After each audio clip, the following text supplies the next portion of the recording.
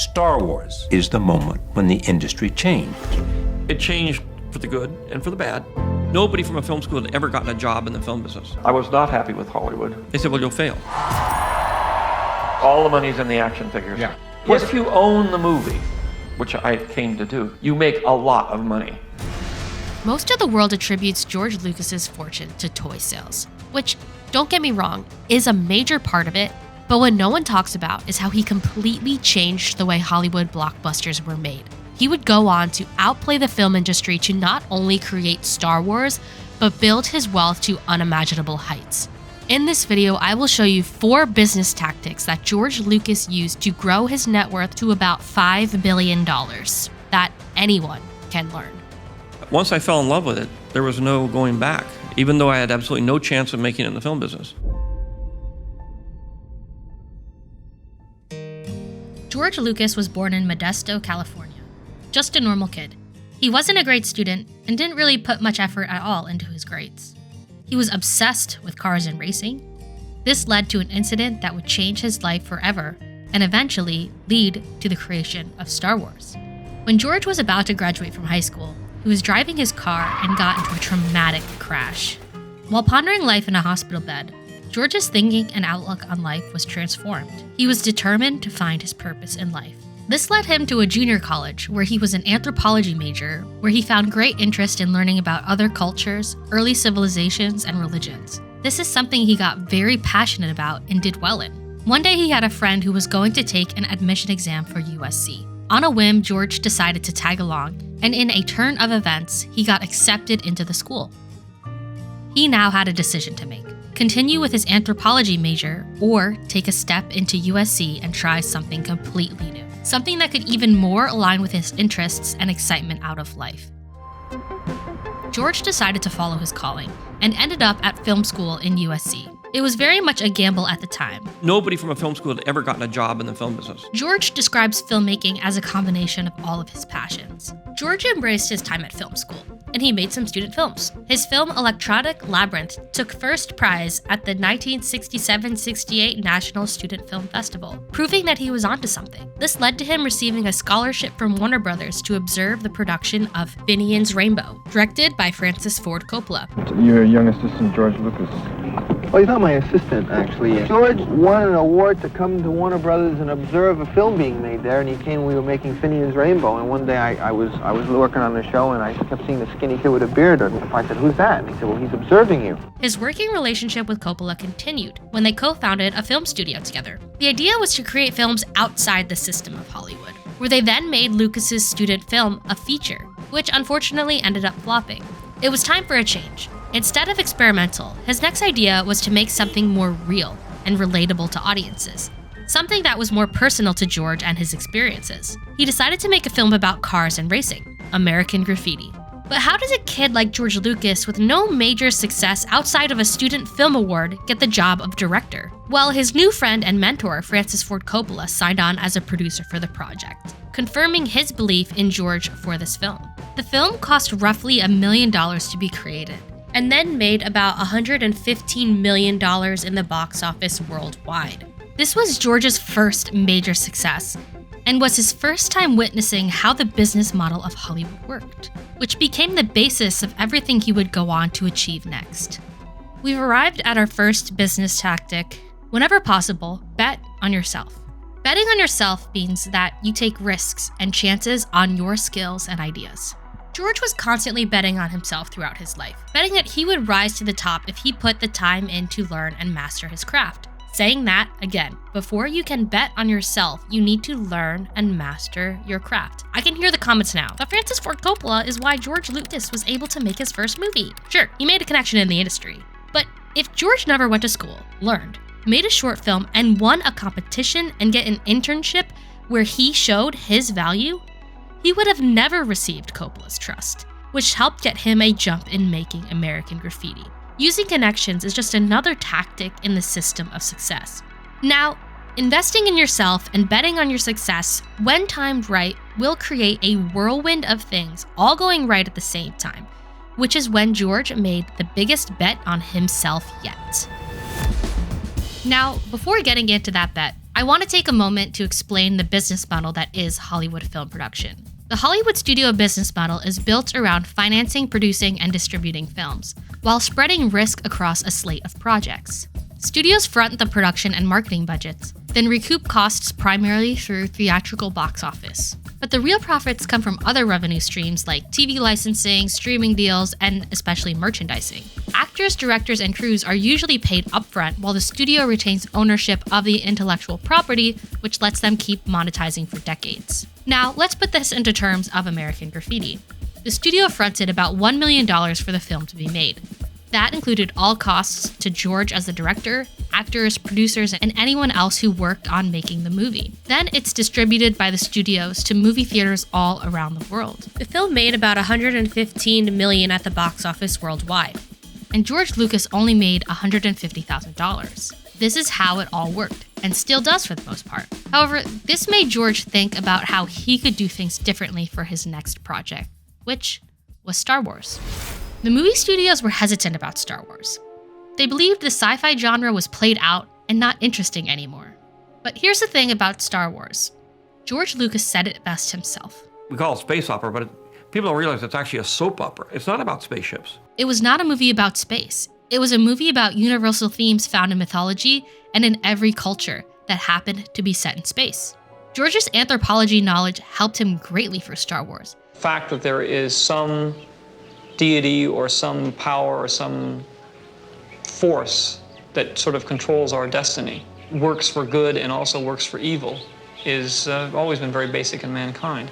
The universal themes of good versus evil, the relationships between parents and children, the idea that there is a greater power that can be harnessed. These common themes at its core is why Star Wars was such a success. George's next move would define his future and change the way the film industry operated. He wrote a 6-hour-long movie script for Star Wars. What he decided was to split the story up into 3 movies, but he only pitched the first movie to the studios, which 20th Century Fox reluctantly decided to pick up. They offered him a $500,000 salary for the film. But George was not interested in the now. He was interested in the future. He didn't want to get a payout now from the studio to take all the money from his brainchild. George put a bet on himself. He countered the offer and requested to get a $150,000 salary, but also requested all merchandising rights and sequel rights. This was a risky but genius move, and the studios accepted. Here we are at tactic number 2. Ownership is greater than salary. When you own something, you have the power of how to make it grow. That growth is not always guaranteed, but when it works out, the payoff is exponential. What George did here was find a way to play the system of Hollywood. He learned everything he needed to create a film. All he felt that Hollywood was doing was giving him the money, and then they profited off his ideas. Given the fact that these were his ideas, and he had the knowledge and drive to make a film all on his own, this was the gamble that would set the foundation of his growing wealth. George knew that this wasn't going to be easy. What he was looking to create would push the limits of what is possible in filmmaking at the time. It was an incredible risk. If George wanted his payday, this movie needed to be successful. The whole production of Star Wars was chaos. It went over budget and got to the point where George himself was thinking it would flop. One of the biggest issues that George faced was that Fox's internal visual effects department had closed down. So what else would George do but start his own visual effects team from scratch? This was the start of Industrial Light and Magic, also known as ILM. With less than 6 months to go for the film's release, Lucas had the team to deliver hundreds of effects shots, an impossible workload that nearly collapsed the project. Another gamble that George took was on the score of the film, the music.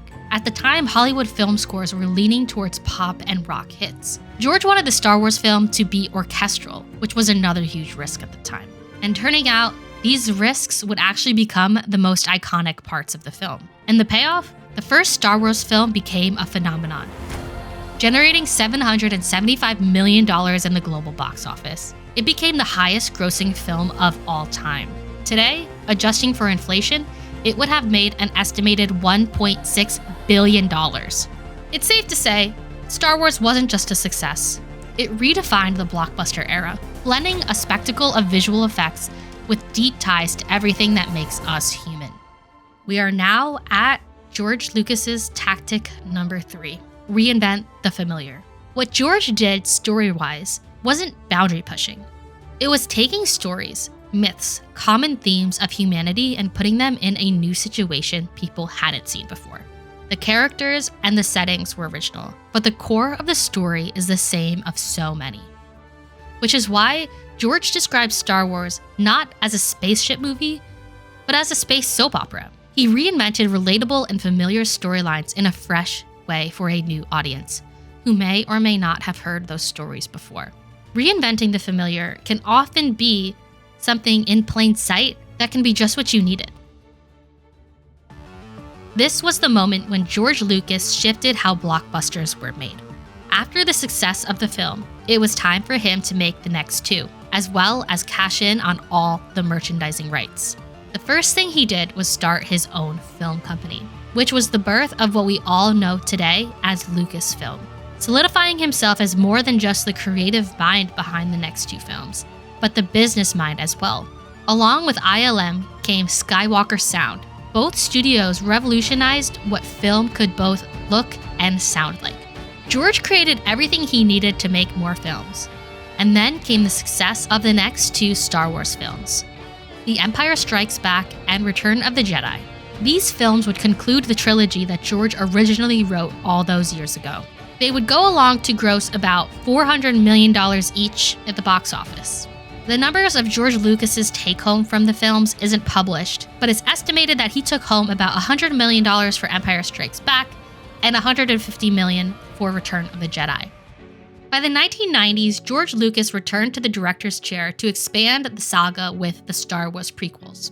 They were some of the most anticipated films in history, and financially, they were undeniable hits, bringing in billions at the global box office. But the reception was complicated. Fans praised the ambition, the world building, and the iconic moments. But at the same time, critics tore into the dialogue, digital effects, and characters. For many, Lucas had lost the magic. And yet, he always kept one thing: control. Unlike almost every filmmaker in Hollywood, Lucas wasn't answering to the studios. Every creative decision, every release, every edit was his call. Love it or hate it, it was his universe and he owned it. Then in 2012, George Lucas made a move that cemented his legacy not just as a filmmaker, but as a businessman. There's 3 more stories. And I knew that was going to probably take, to do it right would take about 10 years. And I said, I'm 70. I don't know whether I'll be here when I'm 80. And I'm not ready to do that because I want to do these other things. So I have to make the decision on my own that it's time for me to move on. He sold Lucasfilm to Disney for $4 billion, half in cash and half in Disney stock. Lucas walked away not just as the creator of Star Wars, but as one of the richest storytellers in history. He knew when it was time to retire, and he did it on his terms. His stories were done telling. Now, the Disney sale wasn't the only thing that kept George's wealth growing post-film. It was also the merchandising. Everything from t-shirts, DVDs, to video games, to toys and books. According to Forbes, as of 2007, the toy sales were more than $9 billion, shared with companies like Kenner and Hasbro. And then another $1.6 billion came from video games, and then another $200 million in books, shared with Random House. If George never made that deal to get ownership of the merchandising rights, he would have never gotten to see any of this money.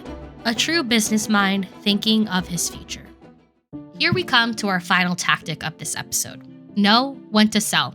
George lived his life and told the stories he wanted to tell. He made his fortune and was not in need of any more money. It was the ultimate example of discipline. He could have clung on to control forever.